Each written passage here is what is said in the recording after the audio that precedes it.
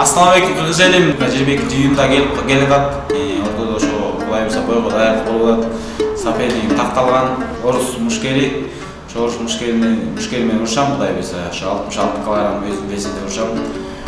Ошого кыргыздын жигиттерин, ошо менин күйөрмандарым 22 июнда ошо Кожокол сарайында, спорт сарайында ошо келип кыргыздын жигиттерин колдоп, коштоп, күч берип, дем берип, ошо баарыңар келип, жакшы бой көрүп, кыргыздын мушкерлерине күйөрман болуп кетиңиздер.